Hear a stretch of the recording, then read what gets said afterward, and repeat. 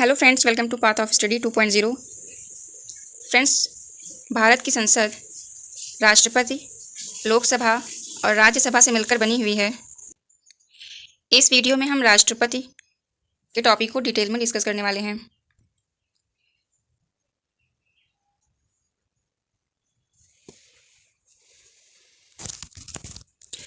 संविधान के भाग 5 के अनुच्छेद नंबर 52 से 78 तक संघ की कार्यपालिका का वर्णन है।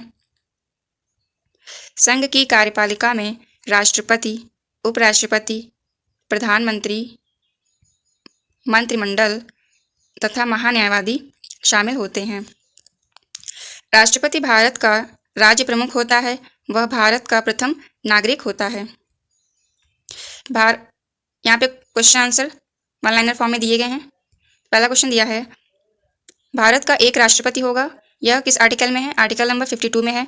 भारत में कार्यपालिका का अध्यक्ष कौन होता है? राष्ट्रपति होता है। भारतीय संविधान के अनुसार देश का प्रथम नागरिक कौन होता है? तो राष्ट्रपति होता है। भारतीय संविधान के अनुसार संघ की कार्यपालिका शक्तियां किसमें निहित होती हैं? तो वे राष्ट्रपति में निहित होती हैं। यहाँ पे क्वेश्चन दिया गया है कि भारतीय संविधान में समस्त कार्यपालिका शक्तियां किसमें निहित होती हैं? तो वे राष्ट्रपति में निहित होती हैं। भारतीय सेनाओं का सर्वोच्च सेनापति कौन होता है? वे होते हैं राष्ट्रपति। भारत के राष्ट्रपति निर्वाचित होने के पात्र बनने के लिए किसी व्यक्ति की आयु होनी चाहिए 35 वर्ष। भारत के राष्ट्रपति पद के लिए निर्धारित अधिकतम आयु सीमा क्या है? कोई अधिकतम आयु सीमा नहीं है, लेकिन मिनिमम कितनी है? 35 ईयर। राष्ट्रपति का निर्वाचन किस प्रकार से होता है? अप्रत्यक्ष रूप से होता है। राष्ट्रपति पद के निर्वाचन हेतु कौन सी पद्धति अपनाई जाती है? वह अपनाई जाती है समानुपातिक प्रतिनिधित्व एवं एकल संक्रमणीय मत पद्धति से। राष्ट्रपति के चुनाव के लिए प्रस्तावक एवं अनुमोदकों की संख्या कम से कम कितनी होनी चाहिए? तो 50 प्रस्तावक होने चाहिए और 50 अनुमोदक होने चाहिए। राष्ट्रपति का पद चुनाव संचालित किया जाता है निर्वाचन आयोग के द्वारा। भारत में किसके चुनाव में आनुपातिक प्रतिनिधित्व चुनाव प्रणाली अपनाई जाती है?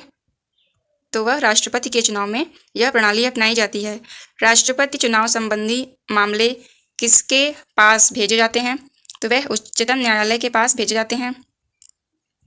भारत के राष्ट्रपति का चुनाव कितने वर्षों के लिए होता है? 5 वर्षों के लिए। राष्ट्रपति के निर्वाचन के लिए गठित निर्वाचक मंडल में सम्मिलित होते हैं संसद के दोनों सदनों के निर्वाचित सदस्य तथा राज्य विधान सभाओं के सभी निर्वाचित सदस्य। राष्ट्रपति पर महाभियोग का आरोप संसद के किस सदन द्वारा लगाया जाता है? तो वह संसद के किसी भी सदन के द्वारा लगाया जा सकता है। राष्ट्रपति को हटाया जा सकता है महाभियोग के द्वारा। भारत के राष्ट्रपति पर महाभियोग लगाने के लिए कम से कम कितने दिन पूर्व सूचना देना आवश्यक है? तो वह 14 दिन पूर्व सूचना देना आवश्यक है।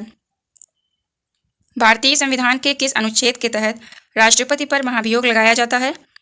तो आर्टिकल नंबर 61 के तहत।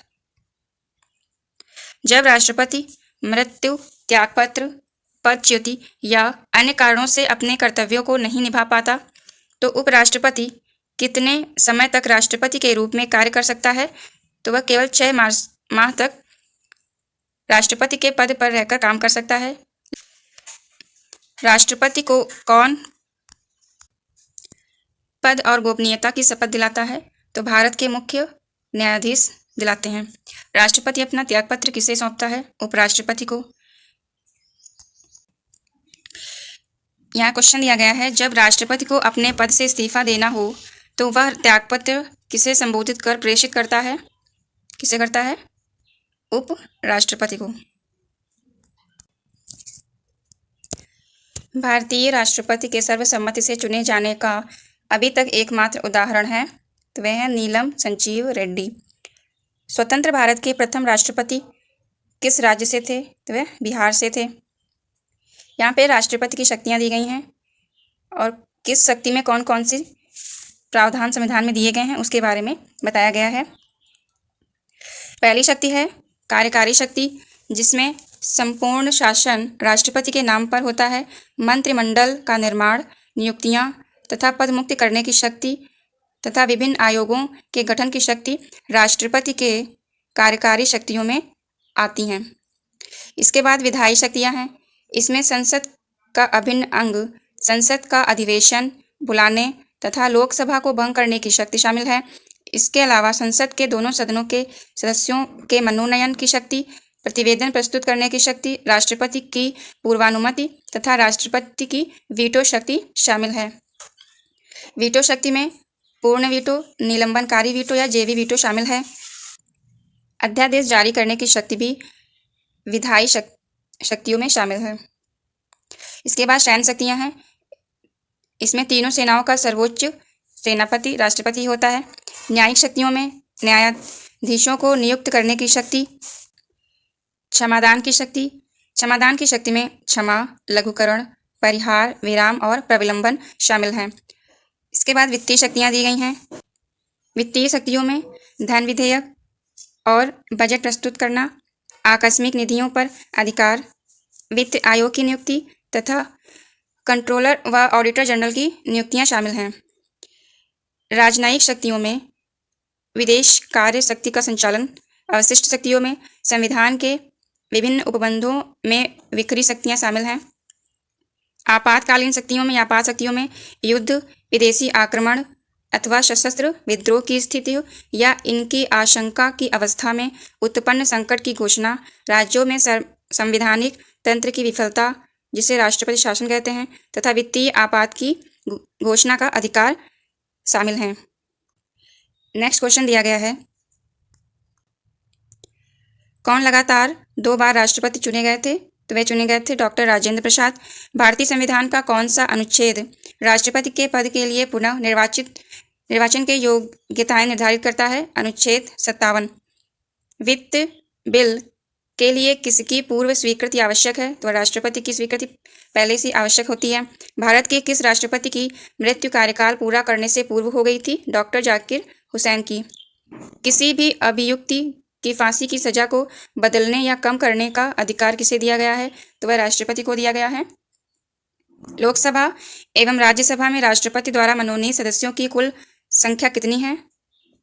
तो वह 14 है, जिसमें 12 राज्यसभा से और 2 लोकसभा से। लेकिन अभी लोकसभा में 2 सदस्य के जो मनोनयन की कानून था उसे एबॉलिश कर दिया गया है। विधि के किसी प्रश्न पर सर्वोच्च न्यायालय से परामर्श लेने का अधिकार किसको है? वह राष्ट्रपति को है। विदेशों को भेजे जाने वाले विभिन्न संसदीय प्रतिनिधिमंडलों के लिए व्यक्तियों का नामांकन कौन करता है? तो वे राष्ट्रपति करते हैं। सार्वजनिक महत्व के किसी विषय पर राष्ट्रपति संविधान के किस अनुच्छेद के तहत सर्वोच्च न्यायालय से कानूनी परामर्श ले सकते हैं? तो आर्टिकल नंबर 143 में दिया गया है। किसने उच्चतम न्यायालय के मुख्य न्यायाधीश तथा कार्यवाहक राष्ट्रपति दोनों ही पदों को सुशोभित किया था? तो वे थे एम हिदायतुल्लाह। नेक्स्ट यहाँ क्वेश्चन है, भारत के निम्न मुख्य न्यायाधीशों में से किस एक ने राष्ट्रपति के रूप में कार्य किया था? तो वे थे जस्टिस एम हिदायतुल्लाह। विदेशी देशों के सभी राजदूतों व हाई कमिश्नरों के प्रत्यय पत्र किसके द्वारा प्राप्त किए जाते हैं? तो राष्ट्रपति के द्वारा प्राप्त किए जाते हैं। राष्ट्रपति किस विधेयक को पुनर्विचार के लिए नहीं लौटा सकता? तो वह होता है धन विधेयक। जब कोई विधेयक संसद के दोनों सदनों द्वारा पारित कर दिया जाता है तो किसको उस विधेयक पर अनुमति रोकने का अधिकार होता है? तो वह केवल राष्ट्रपति का अधिकार होता है। लोकसभा और राज्यसभा की संयुक्त बैठक किसके द्वारा आहूत की जाती है? तो वह राष्ट्रपति के द्वारा आहूत की जाती है। अनुच्छेद 108 के अंतर्गत लोकसभा और राज्यसभा की संयुक्त बैठक आहूत की जाती है तो राष्ट्रपति के द्वारा आहूत की जाती है। राष्ट्रपति संविधान के किस अनुच्छेद के अंतर्गत अध्यादेश जारी कर सकता है? अनुच्छेद 123 के तहत। नेक्स्ट क्वेश्चन दिया गया है, जब केंद्रीय मंत्रिमंडल ने चुनावी सुधारों पर अध्यादेश में बिना किसी बदलाव के उसे राष्ट्रपति को वापस भेजा, तब राष्ट्रपति ने भारतीय संविधान के कौन से अनुच्छेद के तहत उसे अपनी सहमति दी थी? तो वह कौन सा आर्टिकल नंबर था? Article number 123। भारतीय संविधान के किस अनुच्छेद के अंतर्गत राष्ट्रपति संसद के दोनों सदनों द्वारा पारित किसी बिल पर अपनी स्वीकृति रोक सकता है? तो आर्टिकल नंबर 111 है। भारतीय संविधान के किस अनुच्छेद के अंतर्गत राष्ट्रपति संसद के दोनों सदनों द्वारा पारित किसी विधेयक पर अपनी स्वीकृति रोक सकता है? आंसर क्या होगा? Option number D. भारतीय संविधान के किस एक संशोधन द्वारा राष्ट्रपति को कोई भी मामला मंत्रिमंडल द्वारा पुनर्विचार किए जाने के लिए वापस भेजने का अधिकार दिया गया है? तो वह किस संविधान के संशोधन द्वारा दिया गया है? 44वें। राष्ट्रपति द्वारा जारी अध्यादेश विधेयक आरंभ होने के कितने दिनों तक प्रभावी रह सकता है? 6 सप्ताह तक। राष्ट्रपति को भत्ते के अलावा प्रति माह कितना वेतन प्राप्त होता है? तो प्राप्त होता है 5 लाख। नामांकन के समय राष्ट्रपति पद के उम्मीदवार को जमानत के तौर पर कितना रुपया जमा करना पड़ता है? 15,000। राष्ट्रपति को पेंशन के रूप में आजीवन कितना रुपया प्रति वर्ष मिलता है? तो वो मिलते हैं 9 लाख रुपए।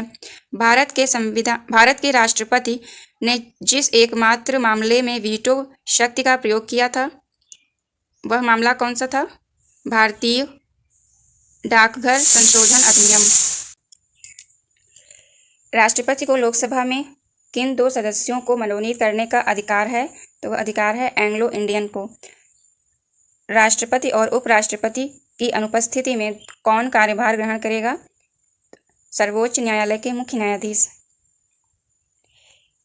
क्वेश्चन है यहाँ पे, यदि भारत के राष्ट्रपति का पद रिक्त हो जाए और कोई उपराष्ट्रपति भी ना हो, तब निम्न में से कौन कार्यवाहक राष्ट्रपति होगा? तो कौन होगा? Option number D is correct, सर्वोच्च न्यायालय का मुख्य न्यायाधीश। लोकसभा द्वारा पारित विधेयक यदि राष्ट्रपति लोकसभा को पुनर्विचार के लिए लौटाता है और लोकसभा उसे पूर्ववत पास करके राष्ट्रपति के पास भेज देती है, तो राष्ट्रपति विधेयक को अनुमति दे देगा। अध्यादेश जारी करने का अधिकार राष्ट्रपति को कौन सा अधिकार है? वह विधायी अधिकार है। एक विधेयक जो संसद में प्रस्तुत किया जाता है, कौन सी क्रिया के बाद अधिनियम बन जाता है? तो जब राष्ट्रपति अपनी सहमति दे देता है। भारत में राष्ट्रपतियों में से कौन कुछ समय के लिए गुट निरपेक्ष आंदोलन के महासचिव भी थे? तो विज्ञानी जैल सिंह थे। लाभ के पद का निर्णय कौन करेगा? संघीय संसद।